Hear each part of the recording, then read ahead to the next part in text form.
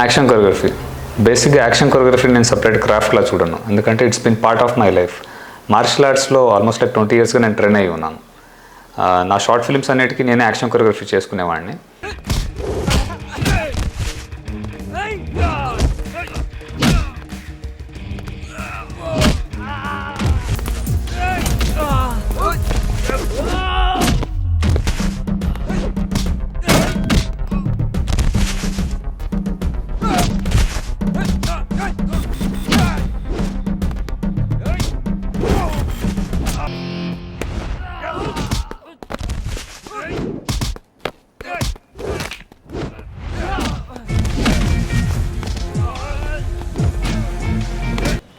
Action!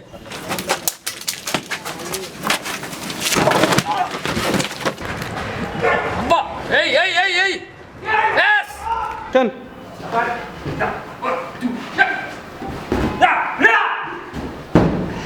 Start.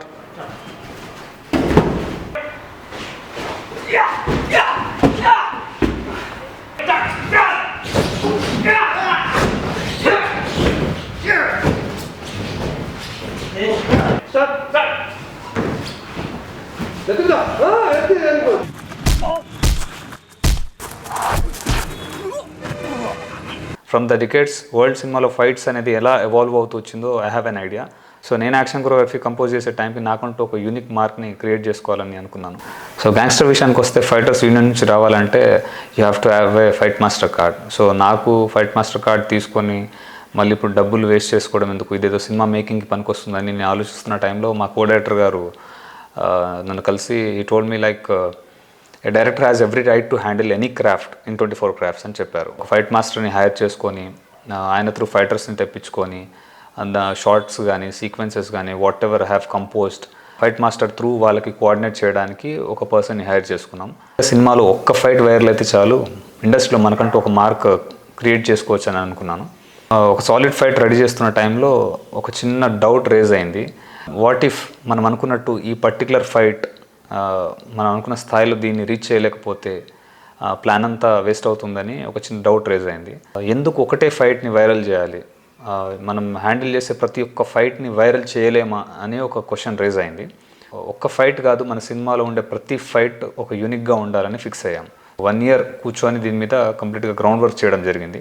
అందులో ఒక single take fight, ఒక 100 members ఒక ఫైట్, ఒక రెయిన్ ఫైట్, ఒక gun fire kind of fight, ప్రతి ఫైట్కి ప్రాపర్గా గ్రౌండ్ వర్క్ చేయడం, దానికంటే ఒక 2-3 months టైం తీసుకోవడం, అండ్ ఇంట్లో ఉన్న పిల్లలతో దానికి రిహార్సల్ చేసుకోవడం, అండ్ ఎడిట్ చేసుకోవడం, క్రాస్ చెక్ చేసుకోవడం, short divisions, story boards, same like ఒక సీన్కి ఎలాగైతే గ్రౌండ్ వర్క్ చేస్తామో అలాగే ఈచ్ అండ్ ఎవ్రీ యాక్షన్ సీక్వెన్సెస్కి అంత ప్లాన్డ్గా డిజైన్ చేయడం జరిగింది.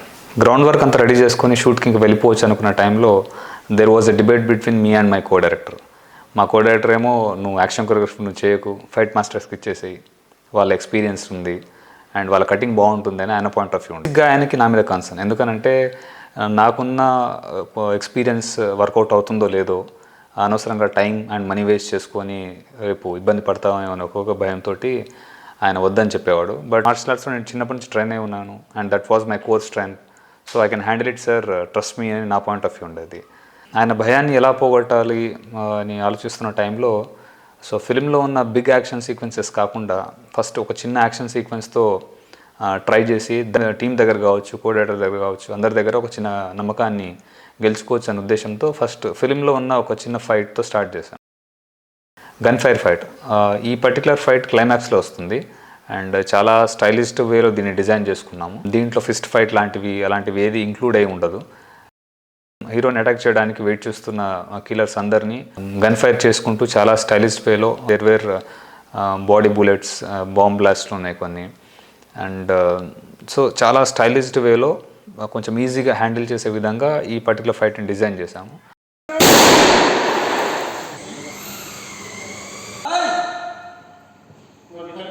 ఫైట్ని సక్సెస్ఫుల్గా ఒక 2 daysలో షూట్ కంప్లీట్ చేయగలిగాము. ఆఫీస్కి వచ్చిన తర్వాత దీన్ని ఎడిట్ చేసి మ్యూజిక్ తోటి టీం అందరిని పిలిపించి, కో డైరెక్టర్ గారిని కూడా పిలిపించి దీన్ని చూపించడం జరిగింది. అండ్ చూసిన తర్వాత ఈ వాజ్ లైక్ సాటిస్ఫైడ్. నేను ఏదైతే అనుకున్నానో ఆయనకి ఈ ఫైట్ తర్వాత నా మీద కొంచెం నమ్మకం క్రియేట్ అవ్వాలని ఏదైతే అనుకున్నానో అది రీచ్ అయ్యాము ఆ స్టేజ్కి. Get ready to fight. Get ready. Get ready.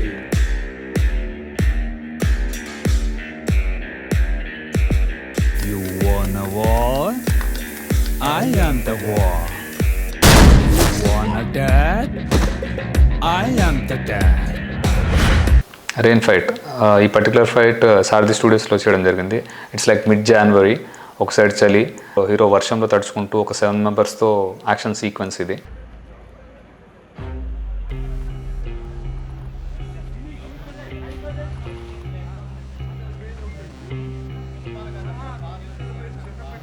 Rain setup అంతా రెడీ అయ్యే టైంలో ఫైటర్స్ అందరికీ కొరియోగ్రఫీ చేసి రిహార్సల్స్ అవన్నీ చేయడం జరిగింది.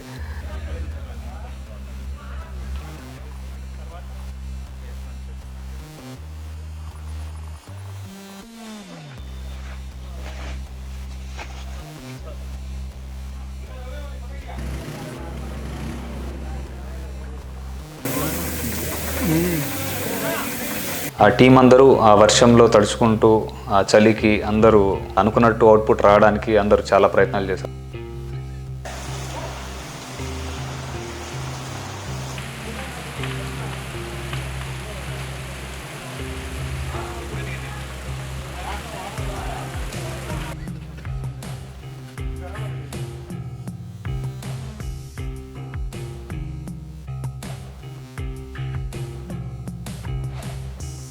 షూట్ అంతా 2 డేస్లో కంప్లీట్ చేశాము. దాని తర్వాత మళ్ళీ సేమ్ యాజ్ యూజువల్గా ఆఫీస్కి వచ్చి ఎడిట్ చేసి మళ్ళీ ఒక రిఫరెన్స్ మ్యూజిక్ తోటి ఉన్న టీం అందరికీ ఆ ఫైట్ని చూపించడం.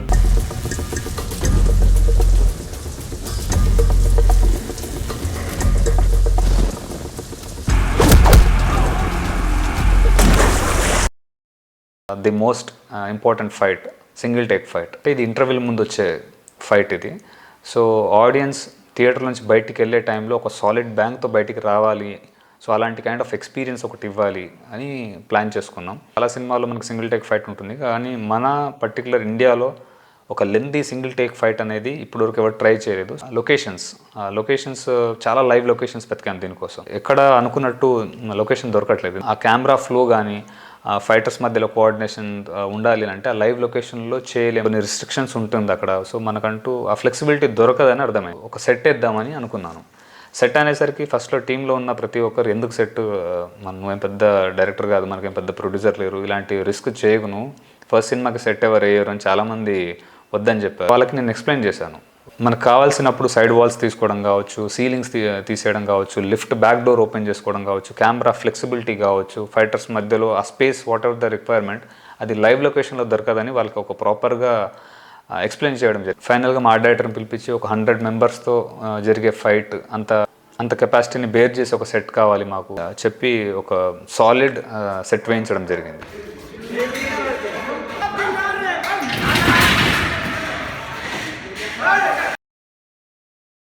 ఒక 50 to 70 మెంబర్స్ ఫైటర్స్ అండ్ ఒక 100 feet కారిడార్ సెట్తో ఒక ఇమాజినేషన్ ఉండేది. బట్ బడ్జెట్ లిమిటేషన్స్ వల్ల కొంచెం కాంప్రమైజ్ అవ్వాల్సి వచ్చింది. ఒక 2 to 3 days లైవ్ లొకేషన్లో విత్ కెమెరామెన్ ఫైటర్స్ తోటి రిహార్సల్ చేయడం జరిగింది. ఎందుకంటే ఇది సింగిల్ టేక్ ఫైట్ కాబట్టి ప్రతి ఒక్కరు ఒక సింక్లో ఉండాలి. If at all sync miss అవుతే మళ్ళీ ఫస్ట్ నుంచి చేయాల్సి వస్తుంది కాబట్టి సో 2-3 days ప్రాపర్ రిహార్సల్ చేసాము.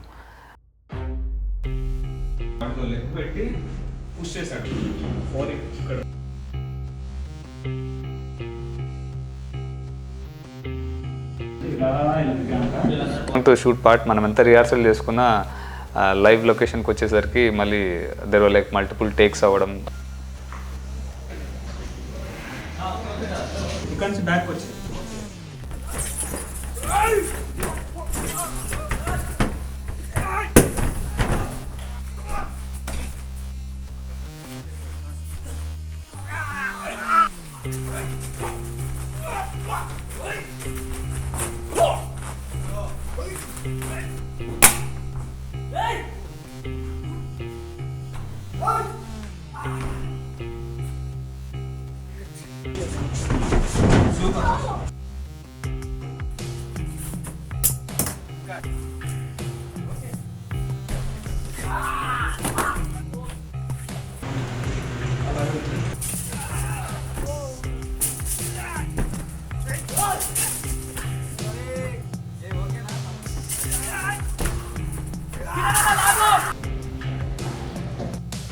ఫైటర్స్కి కోఆర్డినేషన్ మిస్ అవ్వడం, కెమెరామ్యాన్కి నాకు కొన్నిసార్లు సింక్ మిస్ అవ్వకపోవడం.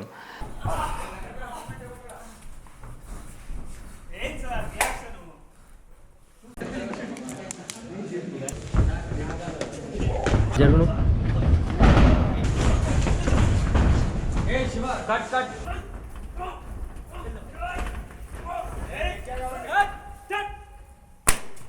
లెవెల్స్ డ్రాప్ అవ్వడం. There was a point where నాకు కెమెరామ్యాన్కి కోఆర్డినేషన్ మిస్ అయిపోయి కిక్ వెళ్ళి కెమెరా మీద ల్యాండ్ అవ్వడం అండ్ లెన్స్ పగిలిపోవడం. లెన్స్ కాస్ట్ వచ్చేసి ఒక 20 lakhs ఉండే. కెమెరా ఓనర్ వచ్చేసి లొకేషన్కి రావడం, ఆ లెన్స్ని బాంబేకి పంపించి వాట్ ఎవర్ ద డ్యామేజ్కి ఆ కాస్ట్ ఎంత ఏదైతే ఉందో ప్రొడ్యూసర్ హ్యాస్ టు బేర్ అని చెప్పి సైన్స్ తీసుకొని దాని తర్వాత మళ్ళీ వేరే లెన్స్ ఇచ్చి షూట్ కంటిన్యూ చేసుకోమని చెప్పారు.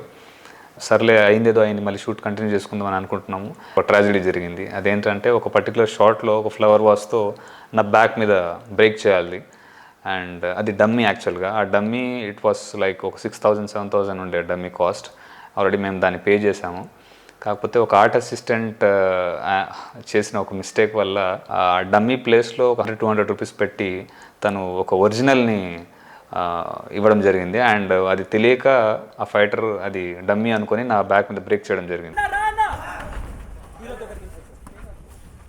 అండ్ అది బ్రేక్ అవ్వకుండా నా బ్యాక్ మీద పడి అండ్ బౌన్స్ అయ్యి నా బ్యాక్ హెడ్ ఇక్కడ తగిలి అండ్ నేను ఒక 5 minutes అన్కాన్షియస్ అయిపోవడం జరిగింది. And all of a sudden మొత్తం యూనిట్ అందరూ క్రూ మెంబర్స్ కావచ్చు, టెక్నీషియన్స్ అందరూ ప్యానిక్ అయిపోయారు.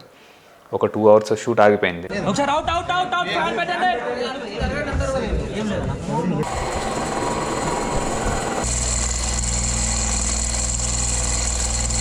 లక్కీలీ బై గాడ్స్ గ్రేస్ కాన్షియస్లోకి రావడము, కొద్దిసేపు రెస్ట్ తీసుకొని ఒక 2 hours రెస్ట్ తీసుకొని మళ్ళీ షూట్ స్టార్ట్ చేయడం జరిగింది.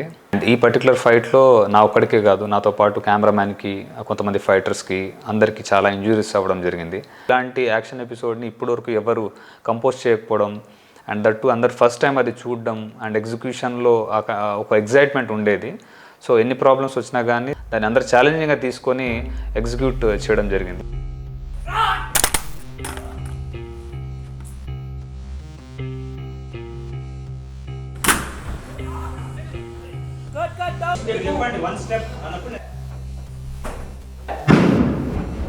ఫైనల్గా షూట్ కంప్లీట్ చేసాం అండ్ యాజ్ యూజువల్గా ఆఫీస్కి వెళ్ళి దాన్ని ఎడిట్ చేసాం. ఒక రిఫరెన్స్ మ్యూజిక్తో దాన్ని కట్ చేసి అందరికీ టీమ్ మెంబర్స్ అందరికీ చూపించడం జరిగింది. అండ్ అప్పుడు ఒక సాలిడ్ ఇంటర్వెల్ యాక్షన్ సీక్వెన్స్ని మనం ఇవ్వబోతున్నామని ఆ సెకండ్ మాకు అర్థమైంది.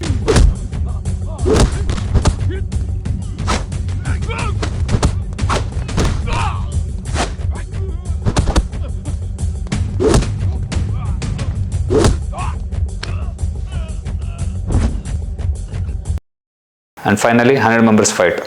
ఒక అన్కాన్షియస్లో ఉన్న హీరో ఎలాంటి వెపన్స్ లేకుండా ఒక 100 members ఫైట్ చేసి ఎలా సర్వైవ్ అవుతాడన్నదే ఈ పర్టికులర్ సీక్వెన్స్. ఒక ప్రాపర్ లొకేషన్ని చూస్ చేసుకున్నాను, అంటే ఒక డోజో కైండ్ ఆఫ్ లొకేషన్ కావాలి.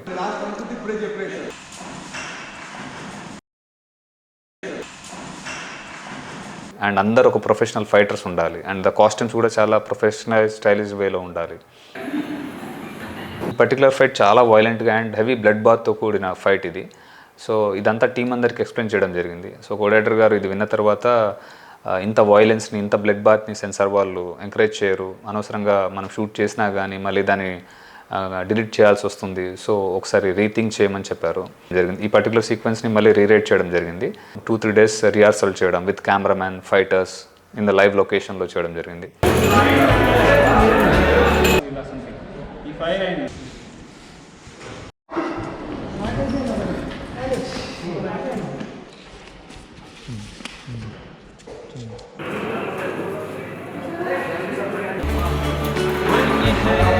ఎస్పెషల్లీ ఆ లిఫ్ట్ కారిడార్ ఫైట్లో ఆ లెన్స్కి జరిగిన డ్యామేజ్కి మా దగ్గర ఉన్న బడ్జెట్ కొంచెం కన్స్టెంట్ అవ్వడం జరిగింది. సో ఈ పర్టికులర్ ఫైట్కి 5 days మేము వేసుకున్న ప్లాన్, బట్ బడ్జెట్ లిమిటేషన్ ఉండడం వల్ల దీన్ని ఖచ్చితంగా 3 daysలో చేయాలి. So that was the condition.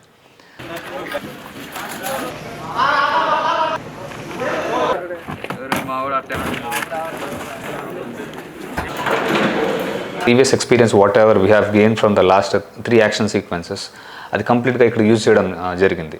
ఆ టీం అందరూ కూడా చాలా ప్యాషనేట్గా అందరూ సింక్లో ఉండి కోఆర్డినేట్ చేయడం జరిగింది.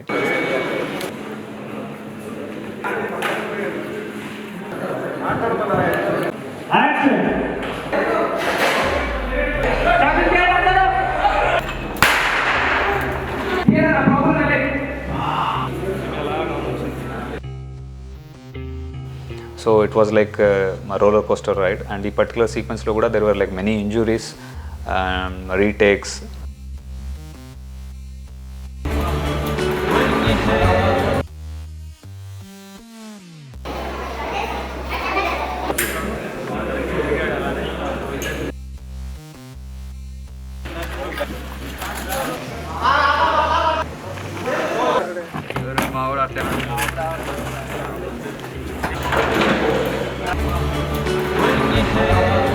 సీక్వెన్స్ని ఒక 3 daysలో చేయడం అనేది ఇట్స్ నాట్ ఎ జోక్. ఈ అవుట్పుట్ అంతా చూసుకున్నప్పుడు అండ్ టీమ్ కావచ్చు అందరూ థియేటర్లో దీనికంటూ ఒక సపరేట్ ఫ్యాన్ బేస్ క్రియేట్ అవుతుందని కోడైరెక్టర్ గారు చెప్పడం, అండ్ నిజంగానే అది మేము అచీవ్ చేయగలిగాము అందరి కోఆర్డినేషన్ వల్ల.